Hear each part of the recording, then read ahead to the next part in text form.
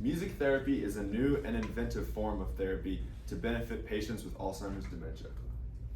My research question is, does music therapy have a positive effect on Alzheimer's patients?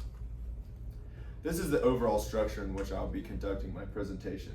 First, I'll give an overview of music therapy, then some background information and my position statement. Then I'll specifically explain how music therapy benefits these patients. Then I'll give my conclusion. The two pieces of stimulus material I used was first the 2024 Alzheimer's Disease Facts and Figures Special Report, Mapping a Better Future for Dementia Care Navigation. This piece had lots of background information and data on Alzheimer's patients.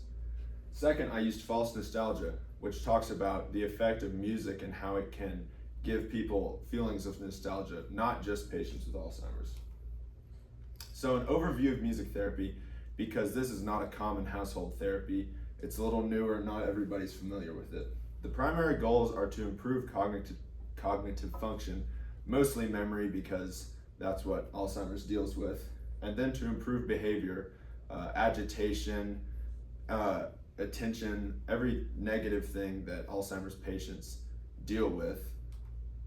And so these are the primary methods that are used to achieve the goals: clapping, singing, and dancing, anything that the patients can interact with the nurse and the music, or playing an instrument if they know how to do that.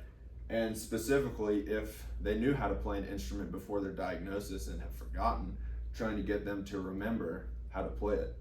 And then just listening to songs they have loved in the past, or just having background music on.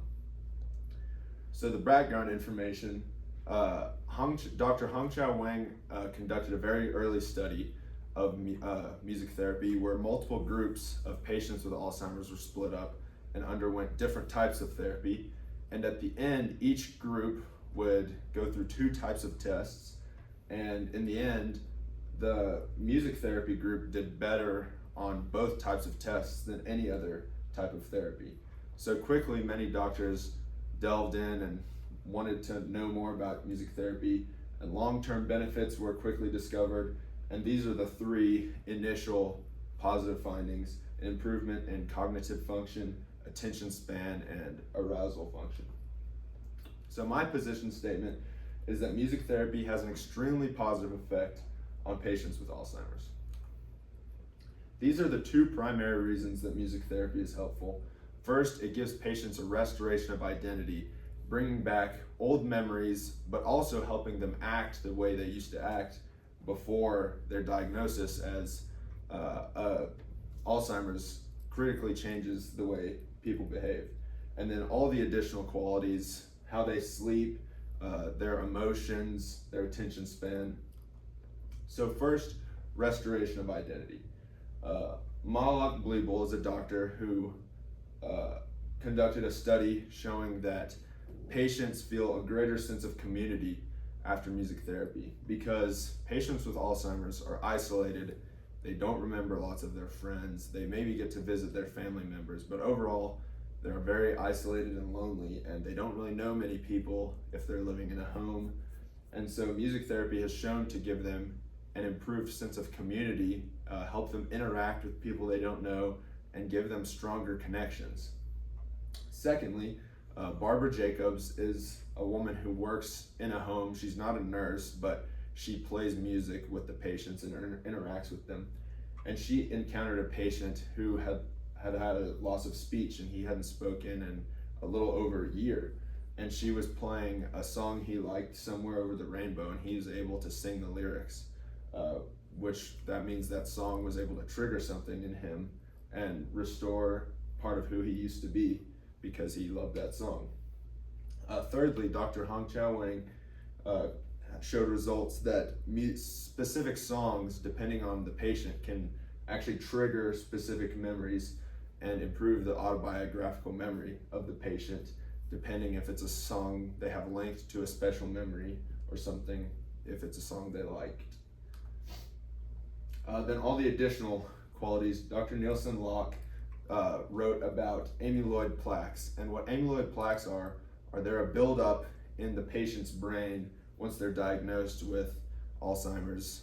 And when these plaques build up, it causes them to be very aggressive, have lots of rage, and lash out. So music therapy can help decrease the size of these plaques in their brain and help soothe them and make them more calm.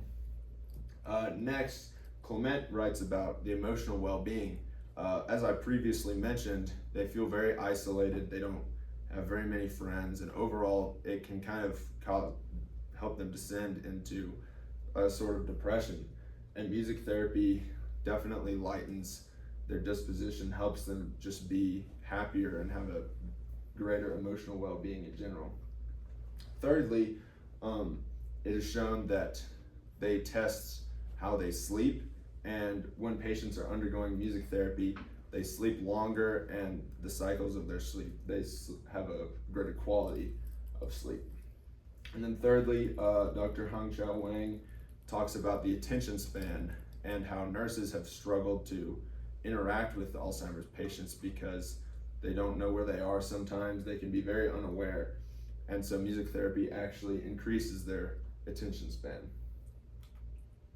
So for a recap, first, it can improve it can give the patients a restoration of identity through improved autobiographical memory, helping a man who had lost his speech have that gift returned, and give them a greater sense of community. And then all of the additional qualities: improved sleep quality, people who are agitated become soothed and calm, give them a greater emotional well-being, and improve their attention span.